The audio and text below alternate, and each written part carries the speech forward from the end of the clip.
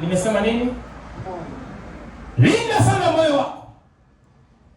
Anasema zinatoka chemchemi huko kwenye moyo wako. Ni mdanganyifu. Nani ajuaye? Awezaye kujua? Mimi Bwana nauchunguza moyo. Jamani, mimi siwezi kujua moyo wako. Hebu tufanye hivi. Amina. Nikifanya hivi, yaani ulipopunga mkono hivi, sielewi nini nimeongea huko ndani yako. Kama sipete, sielewi. Hivi leo nikisema tupunge mkono hivi, kuna mwingine anasema ila mchungaji naye bwana anafaa tupunge tu mikono. Baada ya kusema jamani tumeishia hapo.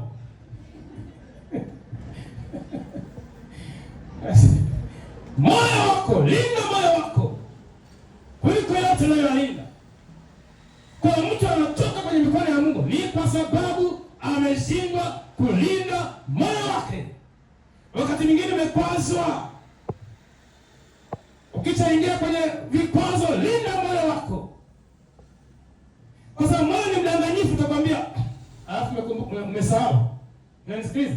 Tasika umesahau. Umemsahau mama fulani. Sina hata mwezi wa ngapi, mwezi wa 4 ule, mwezi wa 4. Singaje fanya hivi. Moyo huu. Linda moyo wako kuliko vitu vingine vyote vilindavyo. Tungesema amina ya mwisho mwisho. Nasema linda moyo wako kuliko yote uyalindayo. Linda sana moyo wako. Amesema mtu anatoka kwenye mikono ya Mungu kwa sababu ya kuzikosa ibada. Ukizikosa ibada unatoka kwenye mikono ya Mungu. Maana kwenye ibada na kwenye mashauri, kwenye ibada na kwenye uzima, kwenye ibada na kwenye baraka, kwenye ibada na kwenye uzima na afya. Kwenye ibada, ukikosa ibada unatoka kwenye mikono ya Mungu. Anasema kutojua namna ya kuuweza mwili. Nimeeleza. Yaani kutojua namna ya kuuweza mwili. Hicho kipengele nimeshaelezea. Natosha. Singesema amina. Anasema sababu zipo nyingi tu. Anasema kuikosa ile roho ya neema na kuomba. Tumeiomba hiyo karibu miaka miwili mizima. Roho ya nini? Ya neema na kuomba. Ukikosa hiyo roho ya neema na kuomba, nakwambia kwamba utatoka kwenye mikono ya Mungu. Maana kuomba ni lazima. Neema ikipungua kwako, neema ni ule ukarimu wa Mungu. Amen. Nimependa sana hiyo tafsiri.